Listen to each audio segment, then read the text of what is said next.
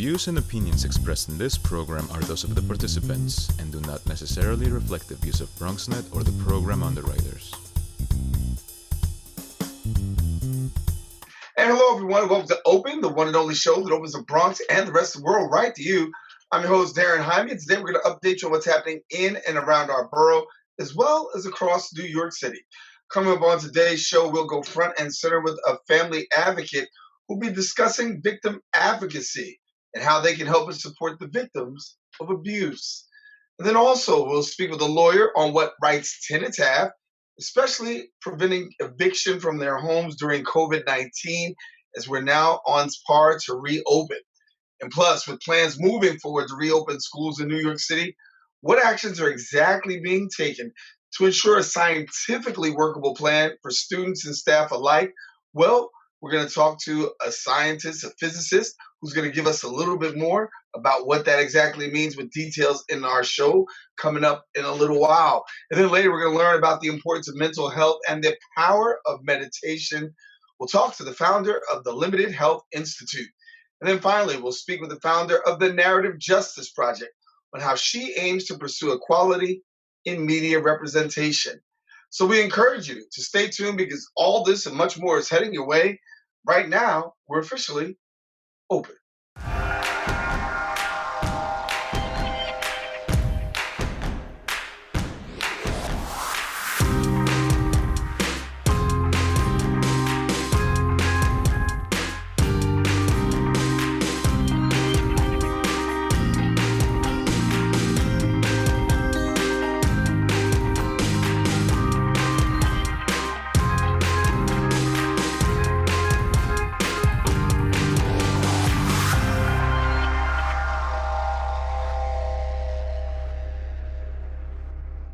And hello, everyone, and welcome to Open. Today is Wednesday, July 22nd, and you're watching Open, a live program, interactive, that is bringing the Bronx and New York City straight to your TV sets.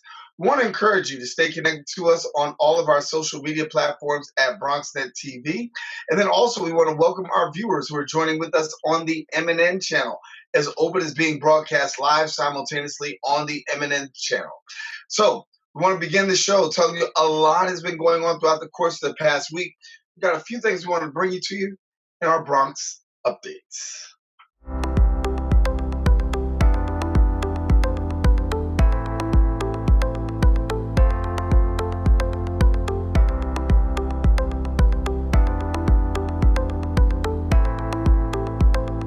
New York City is gearing up for Phase 4 of the reopening process, and Phase 4 actually includes the opening of media production, low-risk outdoor entertainment, professional and sports competitions without fans, and at this point, additional indoor activity at malls, restaurants, or cultural institutions will not be permitted. Over the weekend, New York State Governor Andrew Cuomo's threat to roll back New York City's long-awaited reopening followed a weekend of rowdy party scenes in Astoria, Queens, as well as the Lower East Side. He says that young people too often think that they're invincible superheroes. They need to be aware that they can not only catch the virus, but they can also spread the virus.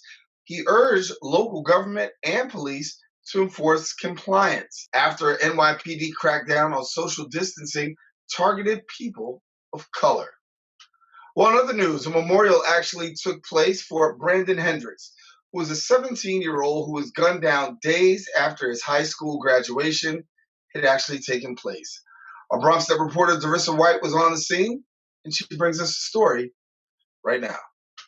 Sorrow and solidarity filled the basketball courts located at the Jackson houses in the Melrose section of the South Bronx as people gathered to say their final goodbyes to Brandon Hendricks. He wasn't in no trouble or none of that, just a good kid.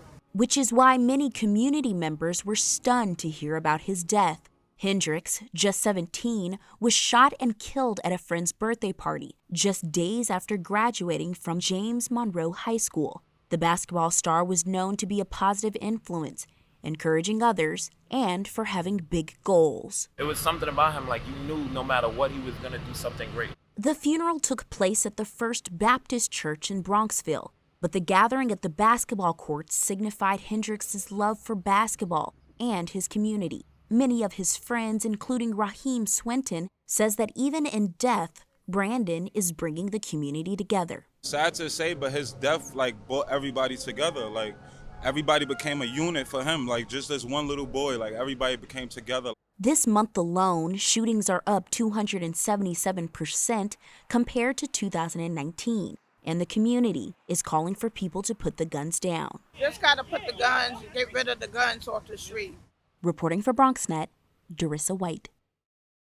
And thank you, Darissa. And that's all the time we have for our Bronx updates. We, of course, have more show. We encourage you to stay with us. Open continues right after this. We know that people are dealing with the health crisis, but there's also a lot of food insecurity. We're giving out healthy food options, and that's what's key here. If you're a senior, you have a disability, they'll actually deliver meals to you. The residents are anxious, they're worried, they're scared, they want to be tested. When things were happening in our community and we couldn't get the help. There's almost a presumption of criminality that attaches to your skin color. The site will prioritize those who are at highest risk in the population. If you feel symptoms and you'd like to visit one of these COVID-19 testing sites here in the Bronx, you may call the State Health Department's hotline. Important to note about this site is no reservations are needed. This is a walk-in clinic. A lot of us are out of work and looking for something to do. We have the machinery and the skills to make large scales of these masks and gowns. Take care of your people. It's going to go way further than we actually can understand. Right now, employees like myself are just adjusting to the new reality. Reporting from and thank you for staying with us. Children's Cove provides a multidisciplinary response to child victims of sexual abuse, severe physical abuse, witnesses to domestic violence, and then also commercial sexual exploitation. They provide compassionate, efficient, and child-friendly facility for child abuse intervention, as well as reducing the chances that children are re-traumatized, and preserves the best evidence for investigators. Advocates offer victims emotional support, as well as information and a way to find help and resources. Joining us now to tell us a little bit more and provide further insight is the family advocate for Children's Cove and the Cape and Islands Child Advocacy Center, Melanie Sachs. And Melanie, good to have you with us. Hey, great to be here. I'm really excited for our conversation today. Great. And thank you for sharing with us. And we really want to have this conversation because it's important. You do great work in terms of working with victims and navigating them through this very sensitive process. So tell us a little bit about the work that you do. So my role as a family advocate here and advocates across the country are doing a similar thing. So really our role is to walk families through every process that they have to go through. We're right by their side through our process at the Child Advocacy Center, which is where I work at Children's Cove, and through the court system if needed, and getting families what they need in each and every moment of their journey. And give us a little bit more about Children's Cove, because a lot of people may not be familiar. You do some great work. Give us a little bit about Children's Cove and the work that you do. We're one of 12 child advocacy centers in the Commonwealth of Massachusetts, but we're one of over 850 across the country. So many counties, most counties do have one at this point, doing a similar thing with a similar model to maximize information for investigations and to minimize trauma for child victims and their families. And you're working right now in the Northeast Corridor, but child abuse is prevalent all across the United States, more particularly in New York City. Can you give us an idea of what you're actually seeing with boots on the ground? Yeah, so I'm in Massachusetts, so our numbers probably are a little bit different, and we're kind of a different community as well. But I think the number of cases that we're seeing, it's not that they've gone up necessarily, but more people are being comfortable talking about it because there's a lot more awareness out there. There's a lot more support for survivors out there, and we're just one of those supports in every community. Well, Melanie, when it comes to victims, I know one of the greatest things that happens is there's a lack of trust. They've already been violated. They've already gone through sometimes a horrific experience, life-altering experience. But there's a need to walk victims through the experience to help them to move them forward. And so how do you go about developing that trust and at the same time navigating them forward to move past what they've experienced? Yeah, that's a great question. I think it's a foundation of trust. It's a foundation of rapport building with the child and the family. So when the family comes to visit us here at Children's Cove, I'm really the first person that they meet at the door. So I'm greeting the family to walk them in, get them settled, and to get them comfortable with the process because they're walking into the unknown and they're walking into a really difficult thing that their child is going to have to do. But at the same time, we want them to feel comfortable and supported. So we actually, our center is like a little house. So it just feels comfortable and a little bit off the map. So it's not a big sign at the end of the street. We have a playground for kids to play in, just to kind of build that rapport with the family, depending on how old the child is. I'm just sitting down if it's a teenager and just introducing myself and my role and who I am, what I do, and why I do it. And then from there, I'll really walk the family through every step of our process. So from the moment they walk in the door to what's going to happen next, to how I can be there to support them through the process, any questions, fears, or concerns that they may have prior to the forensic interview. And then beyond that, really just continuing to build that rapport, especially with the child if they have any interests, kind of talking to them about those interests, kind of beyond what happened to them. You know, we want kids and families to move beyond what happened to them. So really that kind of heal, survive, thrive model that we really want just families to have the healthiest outcome when they leave here. And we've heard those stories over and over again. And for someone who's not familiar with the role of a victim advocate, we know that's what you do, but for somebody who doesn't know, what exactly is a victim advocate? I have my own personal experience with this. I was actually interviewed as a child at a child advocacy center about what I went through. So I kind of know firsthand from the other side what it's like to walk through the process. So I'm using that as fuel to walk alongside these families and to kind of the unsaid, letting them know that they're not alone and that I understand, and just empowering them to make their own empowering decisions with what's about to happen, and getting them all the resources, just getting them wrapped up like a big hug of resources, just anything from, you know, assistance with back to school, restraining orders, walking them through processes like the court system, things that may be confusing, you know, lots of different language can be used, just kind of maybe even translating some of that into something that's more easy to understand. Walking beside them through every step of the process, not even just immediately, but a year or two out even, because we know that the courts take some time to get cases together, and I'm walking right beside the family wherever they need me prior to that day and during the court process. So really just, I'm literally wherever the family is whenever they need me. Well, it's very clear that you guys have an array of services that you actually perform. Can you give our viewers an opportunity to know where they can connect with you if they really want to latch onto these services, or if they just simply want to make a phone call and find out some more information? Yeah, and I think an important thing about my role is to really just be compassionately listening. You know, I'm not going to always be able to have the answer or fix it at all. And so just really being able to compassionately listen on the other end of the phone. And I think that's what a lot of advocates that I know strive to do, is just to be someone on the other end of the phone to listen. So there's some great resources for, depending on where you are, it's going to be a little bit different. It might be, you know, a DA's office that has a child advocacy center in it, or a freestanding child advocacy center, which is what we are here on the Cape. But you can go to the National Children's Alliance website and the National Child Advocacy Center website, and both of those will have ways for you to find your local child advocacy center and numbers to call. We're about to wrap up, but I do want to give you an opportunity to tell our viewers something. What is it that you would want them to know, particularly when it comes to the area of abuse as well as also advocacy? One of the biggest things that I want people to know is that survivors are more than their stories. So we see the kids or teens at a really difficult time in their life. They may be really struggling with the aftermath of the abuse. But we see those kids, you know, coming here is often their first step to healing, to sharing their stories in a neutral environment, being believed and supported. And I just want people to know that survivors should be believed and supported no matter what. And that we can walk alongside them, even in your own life. You can walk alongside survivors, you can believe them, you can support them, you can compassionately listen to them. And now that you have resources from this show, you can get them in the right direction to get some support and some healing from the child advocacy centers or local resources in your community. Well, Melanie Sachs, thank you so much for taking the time and being with us and sharing with us here on Open.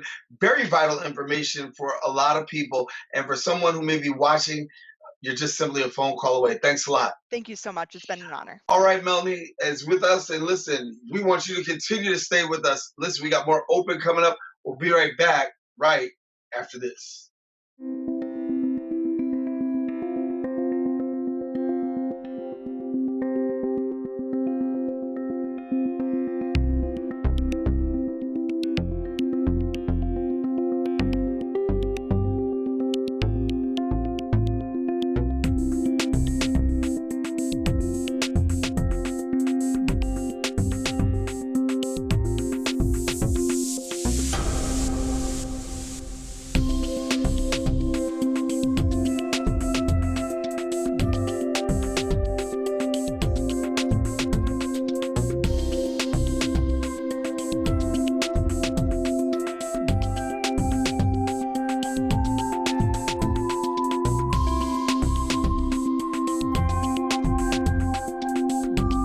When taking public transportation, don't touch your phone.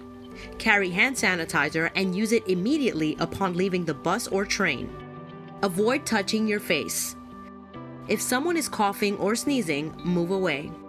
Wash your hands with soap and water as soon as possible. Limit contact with poles. If possible, avoid rush hour. Don't eat or drink on public transportation. Keep your bag off the floor or other surfaces. Avoid directly touching turnstiles. Stay up to date with the latest from your local health department and CDC.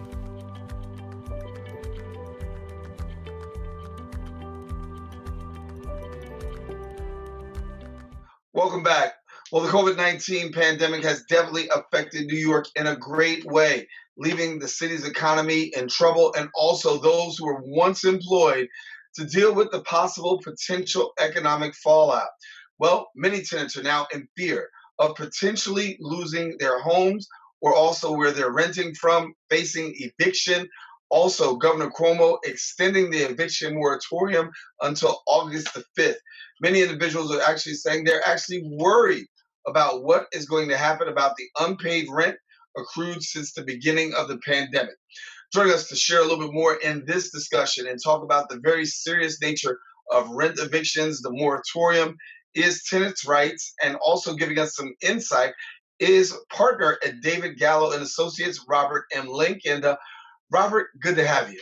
Daren, great to be here. Thanks for having me. I appreciate it very much. Yeah, you come at a very critical time. We're talking about August the 5th, and for some, that's like a long time away. Others, it's right around the corner. But it deals with the eviction moratorium. And for our viewers who may not be so familiar with the eviction moratorium, why don't you give us a little bit more information about this eviction moratorium and what this all means? Okay, here's where we are in the eviction moratorium. As everybody, I think, knows, or most people know, Governor Cuomo entered an executive order as soon as the pandemic hit and said, we're going to close the landlord-tenant courts. We're not going to do any foreclosures. We're not going to do any evictions. Recently, he issued an executive order saying that that moratorium is no longer in effect and has been, quote, superseded by legislation. What the governor was referring to when he said superseded by legislation, he's referring in the foreclosure context to legislation that requires many loan servicers to offer homeowners a forbearance or a loan modification or something of that effect. In the landlord-tenant context, the governor is referring to legislation that was sponsored by Assemblyman Dinowitz, and that legislation would say the landlord can bring a non-payment eviction, okay, but the tenant, in response to the non-payment eviction, can say, listen, I have a COVID-19 hardship, and because of that COVID-19 hardship, I have an affirmative defense to the eviction. You can't evict me. So you would have to show, we don't know for sure, but I would assume unemployment papers, pay stubs showing a decrease in income, something to that effect, and that would be an affirmative defense to the eviction. Now, just because you have an affirmative defense to the to the affirmative defense to the eviction, that doesn't mean you don't have to actually pay your rent. The Dinowitz bill provided, and it was signed by the governor and is in effect, that bill provided that the landlord, even if they're unsuccessful in bringing the eviction, and even if the tenant is successful in showing that they had a COVID-19 hardship, in that scenario, the landlord would get a money judgment for the money owed, but they wouldn't get an eviction. Now, just because landlords can proceed kind of on this technicality, the way the law exists right now, we still haven't gotten any guidance whatsoever from the Office of Court Administration with respect to concrete plans to reopen the courts to the process that we're used to. I personally, okay, and I don't have the latest information of the ongoings inside the room where the Office of Court Administration makes these decisions, but I do check in on a regular enough basis.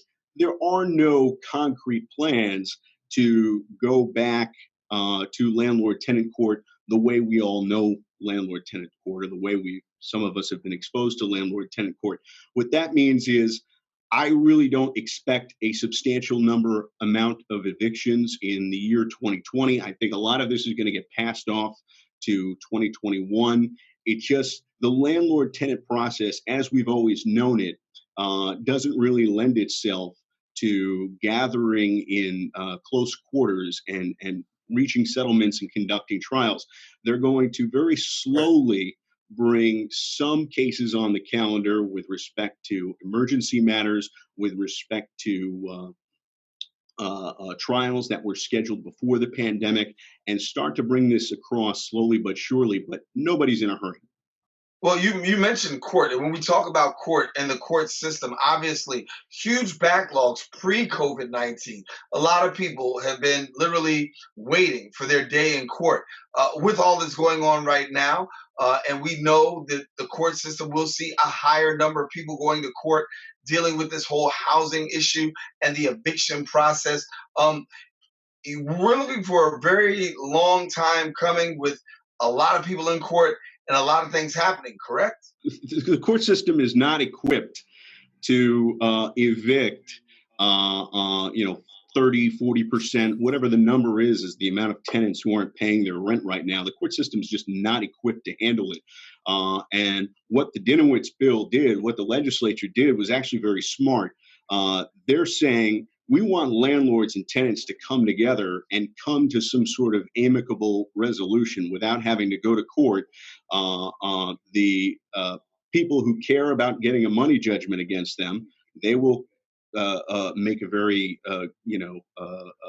good deal for the landlord, probably. And the people who are really cash strapped and maybe not as concerned about having a money judgment against them, and just at the end of the day need a place to live, they'll hold out. And those people will eventually go to court. There'll be a trial over this issue of whether or not there was a COVID-19 hardship. And if the landlord loses, they'll get a money judgment, and the tenant can go to bankruptcy court and discharge, in a Chapter 13 or a Chapter 07 bankruptcy, that debt. Well, you do deal with a lot of tenants, and particularly tenants' rights. They're the ones who are really advocating for somebody to speak and really take their back. What is it the tenants need to know, and what are their rights that you would want them to know right now? I mean, first of all, you have residential and you have commercial tenants, okay? With respect to residential tenants, hold on. You want to try to pay your rent if you can pay your rent. If you can't, you want to contact your landlord, and you want to work out an amicable resolution that's going to work for you, and it's going to, keep you in your apartment as long as possible, okay? So that's something that you can do right now. In my view, it never works to just kind of duck from the landlord and not deal with the situation, because then the arrears become unmanageable, and you have a bad relationship with your landlord that doesn't help anybody. With respect to the commercial tenants, there's several rights. There's legislation pending. I just looked on the calendar that would say that the landlord cannot, or must mitigate their damages, which means find another tenant if you're going to abandon your space. So that's another thing that you should consider. You should look very closely at your lease if you're a commercial tenant and speak with an attorney, because the lease particularly in a commercial landlord-tenant relationship is going to control how the situation kind of plans out. Another thing that's going to be interesting in the next several months, next couple of years even, is with respect to the commercial tenants. Those commercial tenants who weren't using their property. So you have a barber shop that was kind of shelved, or a salon that was shelved for several months, or if you have a dance studio who still can't get their customers in the door. Has there been a frustration of that lease contract? Has that lease contract been made impossible? And many lawyers are going to make the argument that if they had a lease for a barbershop and the government said you can't operate a barbershop, well, then should the rent be abated or canceled outright? And that's legal arguments that are going to play out in court. It'll be very interesting to see what happens, in the next year. Well, Robert, I thank you. We got to leave it there. Of course, a lot of things to talk about, and we do know that the court system is going to be overloaded with a lot of cases. But thank you for bringing us the pertinent information, and also for tenants who need to know what their rights are, particularly at a time such as this. And if you want more information, all you got to do is visit the website at dagallo.com. And of course, we encourage you, stay with us. Don't go anywhere. We've got more open coming up right after this.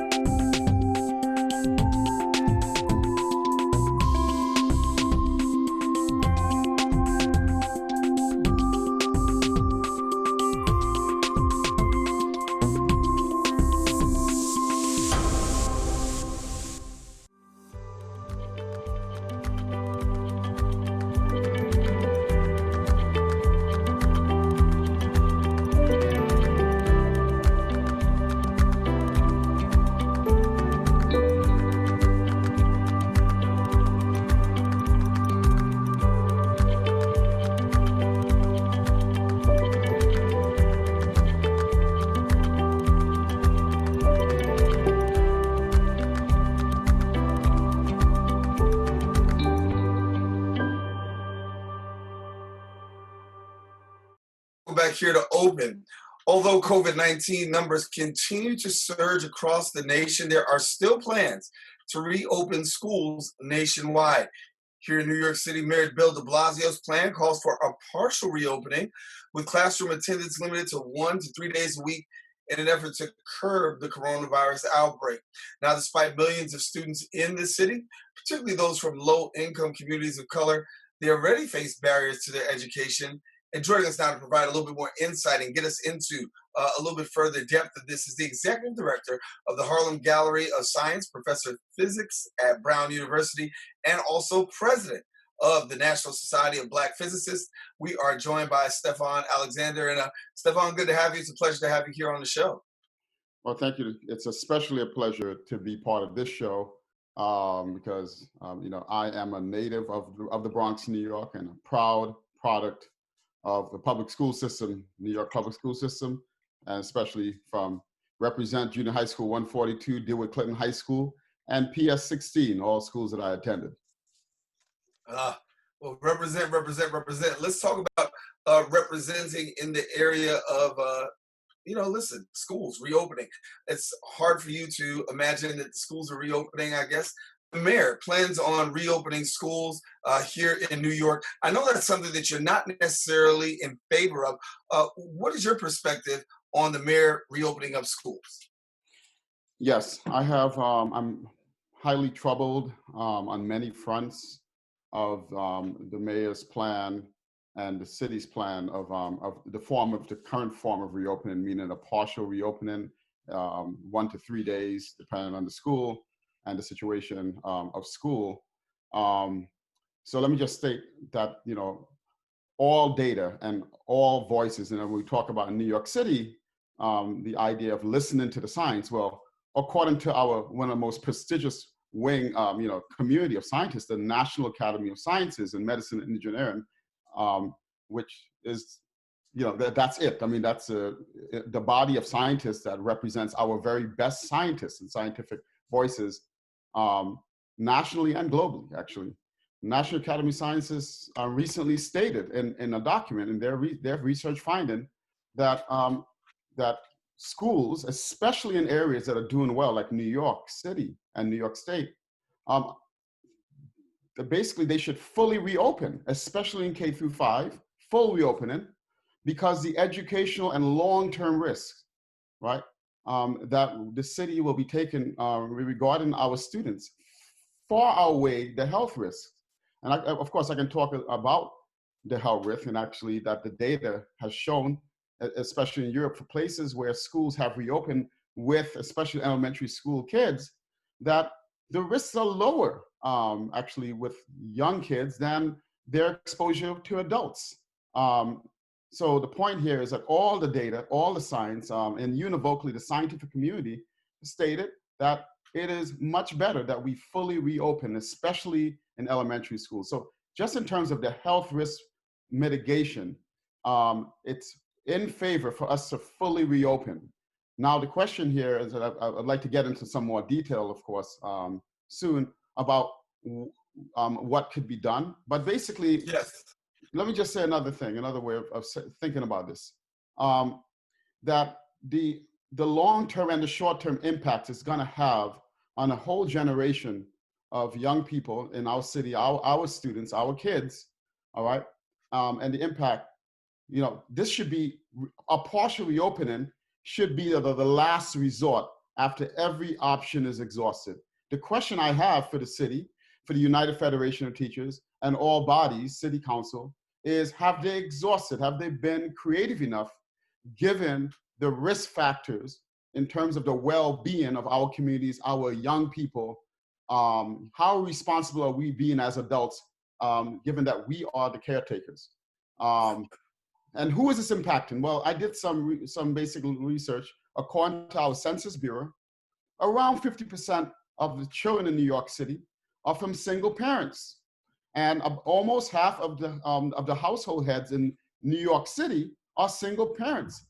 This is basically who, we're talking about on the order of 500,000 students that will be basically, as far as I'm concerned, coming from a single parent household. I grew up in a single parent household in the Bronx. My mother was a nurse. She had 5 boys and 1 girl later on. Listen, if she had to go back to work, we were basically left at home alone, right? And you know what happens if, growing up in the Bronx, let's be real. You're going to be on the street corner, most likely. These are the kind of, I would say, blind spots that some people somehow are not taking into consideration. This is a huge liability when we're thinking about the impact in our community and all of the other risk factors that come with a decision that, from my perspective, seems to be a tad irresponsible. Irresponsible. Yeah. That's just my thought. Yeah, no, I know. I got to shift gears here for a minute. Talk to me about your position. Recently appointed as the executive director of the Harlem Gallery of Science, and talk to us about your responsibilities. First of all, congratulations. Yeah, thank you. It's I've been fortunate throughout my career to have had various appointments, and this is something I'm especially proud of and take great pride in, because I've always, I always said to myself that being a kid at Dewey Clinton High School in the Bronx, and with my friends, and seeing the dismal reality that I as a young Black man had, about whether or not I would even be able to get out of the Bronx. I remember just one day dreaming that if I were to make it, I would come back and try to make a difference. So this is finally the opportunity for me to do that. And so a big part of my responsibility, I think it's very important for especially our young people to, we're in a science and technological age, but there's a huge disparity in terms of access, but also the messages that are sent to our young people. I want our young people to see people that look like themselves, that are no different than they are. And I hope that I and my colleagues, when we come back into the city, that we'll be having very interesting programming, where we get them excited and expose them to science and technology, to the science and issues that are relevant and that impact them, such as COVID-19, to just get that curiosity going. Because, I am from that environment. I grew up there, and, I did okay, and I want to see more of that. And when I talk about the impact that this has on our community, you know what? If I was a young person right now going through, facing what a young person will be facing in New York City that look like me, that's from my background, I probably wouldn't have made it. I probably wouldn't be here. And so much promise, we're betting against that promise.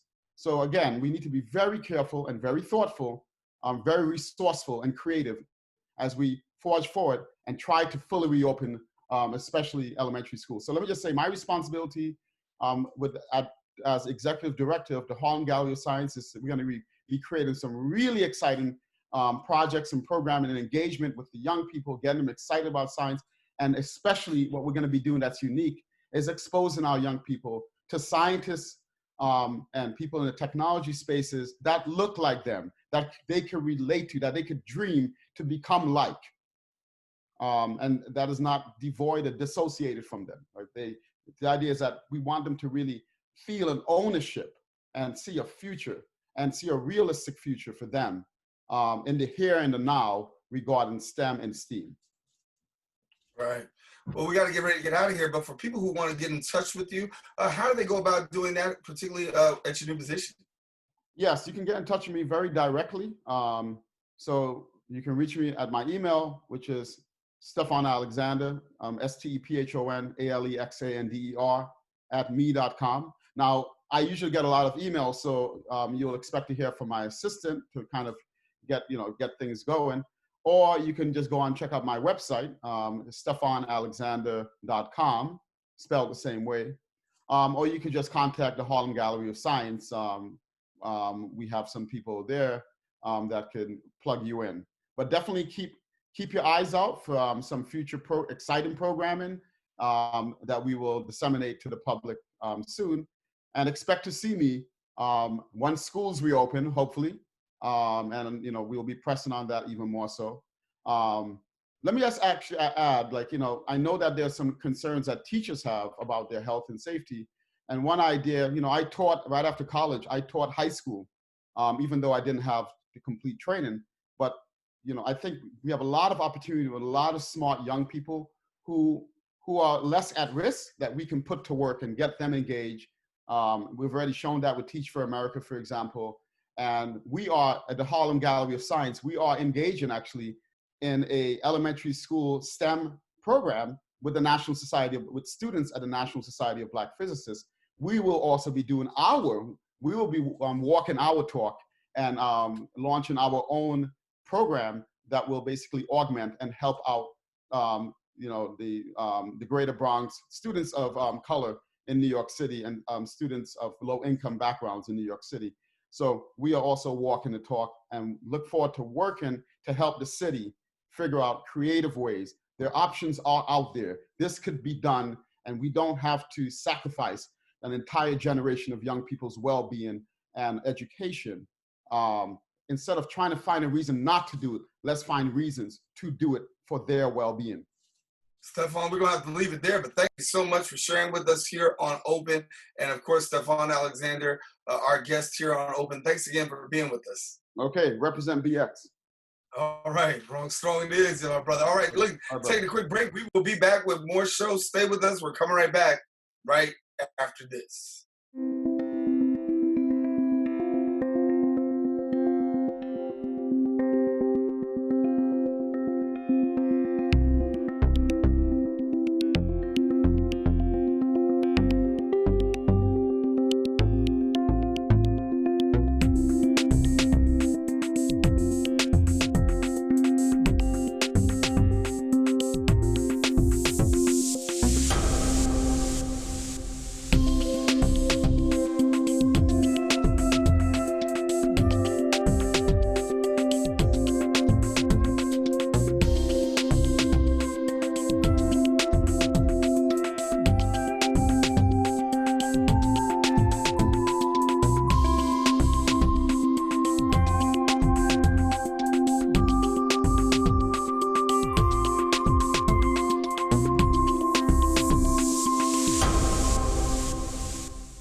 most at risk for coronavirus? People over 65, people with underlying medical conditions like heart disease, chronic lung disease, asthma, diabetes, people undergoing cancer treatment, and people with weakened immune systems. What should you do if you or a loved one is at higher risk? Avoid close contact with people, avoid crowds, stay home if you can, wash your hands frequently. Learn more ways to protect yourself and others at coronavirus.gov. And we are back here on Open. Limited Health Institute is a not-for-profit organization that's actually collaborating with other caring organizations at NYC to help people experience the link between their own health and happiness and how they can care for others. And with most summer programs and camps now being canceled due to the COVID-19 virus and pandemic, how has the Institute adapted its services to keep children and teens connected to one another? Well, joining us now to share a little bit more on this show is the founder of Limited Health Institute, Lobsang Chunzom, and we thank you so much for being with us. Hi, it's nice to be here. And thank you for the great work that you're doing. When we talk about being connected and connecting children and staying connected and doing that in this season, I know that, collaboration is key, and you guys have done a great job of really having boots on the ground. Share a little bit with our viewers about some of the great things that you do. LHI provides free services, and we have some good programs that were available to help the children act in a new social lifestyle while distancing, and giving the kids a really easy way to express about any issues or concerns they might have regarding the pandemic and changes to their educational system. So we connect with community centers throughout the city and share and support the programming that they have, to help them to bring these new programs to the children and the families today. Especially now, we want to support programs and they're, in their health and education departments. And many organizations are going through changes with their own internal systems. So we're available to help and to bring some new programming with interactive components to the education for the youth and many centers this summer. And we have this new online platform. We brought our program Song Connect Us to Kingsbridge in the Bronx. And when we talk about Song Connects Us, that youth program, for youth, obviously having something to do in the summer is very important. We know that summer jobs are pretty much not going to be happening. Summer activities pretty much canceled. So talk to us about how you're going to make the Song Connects Us program connect with youth, particularly during this time. Our programs have this really great creative arts therapeutic component to them, and it's very successful with young people because the participants get to support each other during the creative process itself. And this is one of the ways to achieve any goals, and especially if they want to start achieving their dreams. I mean, many of them are very confused, or a lot of confusion about going forward in the future in their education and their own sports and different skills that they want to learn. So helping each other at this time is going to be really important. And it's vital to take care of the young people's mental health right now. And using the power of creativity to maintain health and well-being during this pandemic is very effective through the creative arts therapy. And when we talk about the kids, talk to us about mental health during this time. It's very important. COVID-19 has definitely had a serious and adverse effect on many people in the area of mental health. Agree? Yeah, definitely. Like I was saying, in the creative arts therapy, it helps to address the mental concerns and emotional issues that the youth are having, because sometimes it's really difficult to talk about these things just using words. So by using creativity, and while you are being creative, you can also see what the children are, performing or creating or singing about. It really shows their emotions and what they're feeling and how they are coping with this situation right now. That's such a big crisis, health crisis in our communities. Yeah, and talk to us about meditation, because that's also a part of the mental health component. And I know that meditation is very important to you. We have a great Inner Essentials program that we put forth for the pandemic time to help people to de-stress and to learn new ways of, dealing with the different situations. They were working from home and having to work closer with their families in the environment. So creating a good space at home for meditation. We were doing some advanced trainings for that, and we started to involve the families. So to use meditation for youth, it's great because it helps them to create new habitual habits in their life. And it starts to give you a way that you can learn to watch, how am I acting with others in between the meditation? So if I want to have some peace of mind myself and not be so anxious, then I have to make sure that I'm not disturbing the peace of mind of somebody else, and also not making them anxious with my anxiety or whatever. So right now, the children, when they are meditating, they are learning to review and to look at how did I act yesterday and how can I act differently tomorrow? And there's certain meditation techniques that really help them to tune into this exact idea and how they can then create the world that they want to see tomorrow. And for people who want to get connected to your organization, how can they do so, and how can they be a part?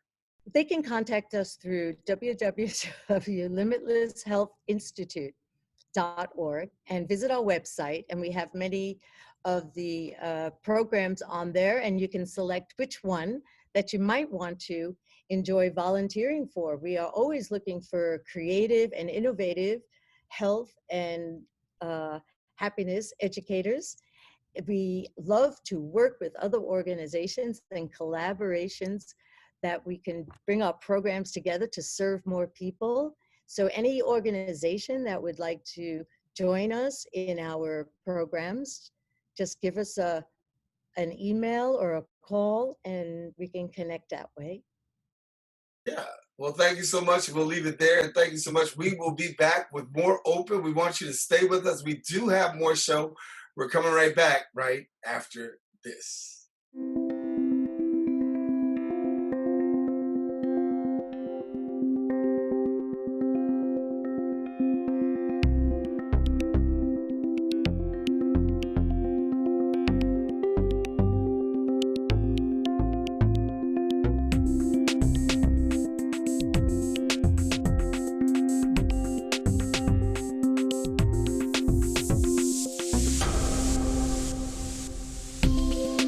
And thank you for staying with us. I want to let you know about the Narrative Justice Project.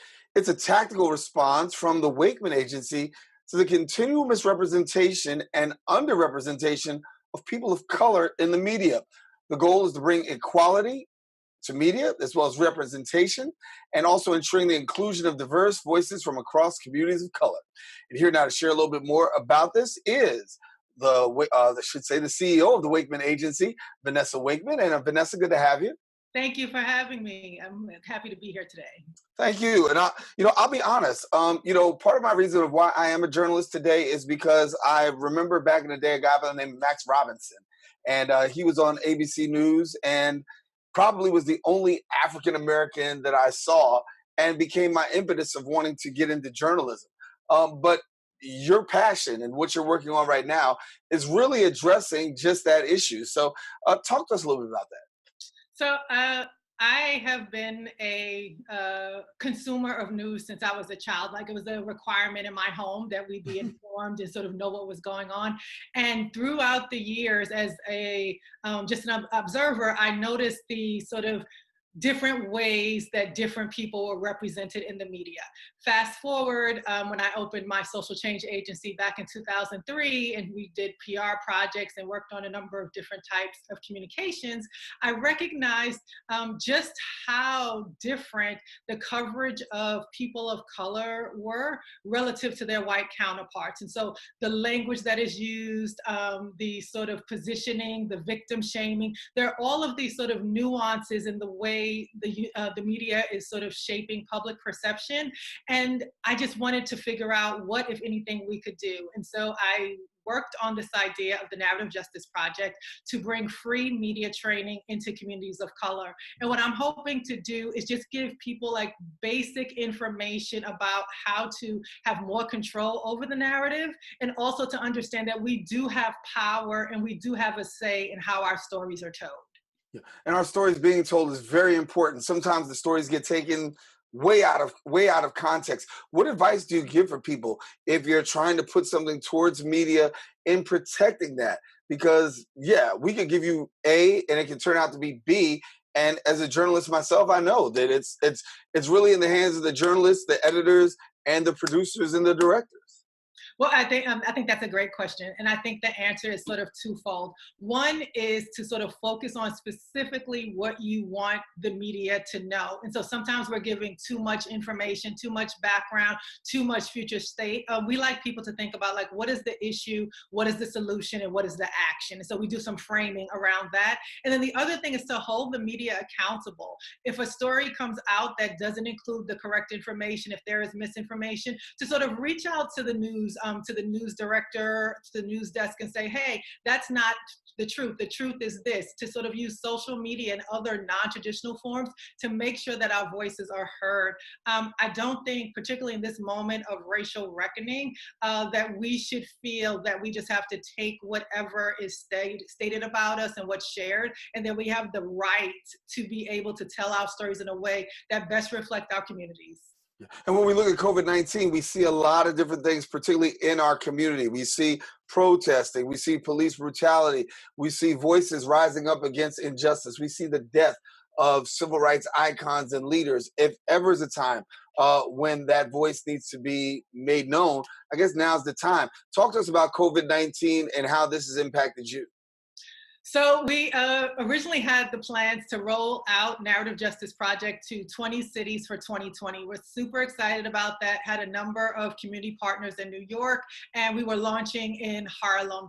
And a couple of days before the training, the sort of threat of COVID began to grow, and we were really concerned about people's well-being. And so we decided to halt the training, but still wanted to think about how could we do this? Like, will we even have more of a demand to be able to sort of shift the way stories are told?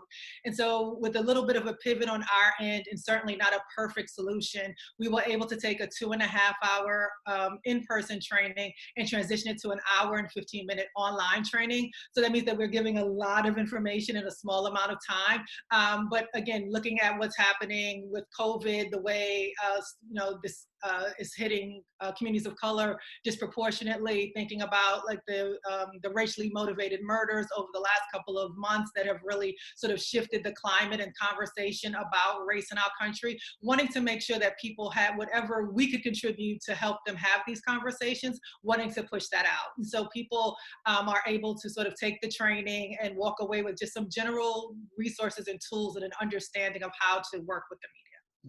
Yeah. I know part of your training includes a few things. I want to talk about some of the things that you talk about. You talk about gaining the attention of media in challenges of crisis within the community, identifying the key messages and facts to share with the media.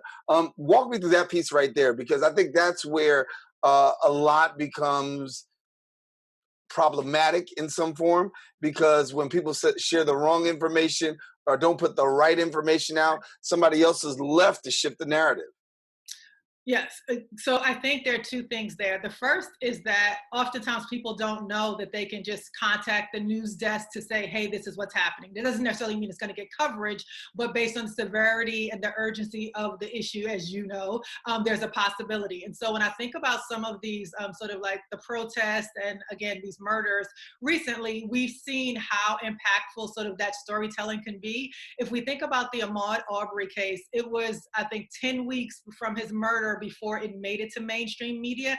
And I can't help but wonder if, there was a family member that sort of knew sort of how to engage the media, would we have been able to sort of create more mainstream attention for this and possibly change the trajectory around what happened with his his murderers.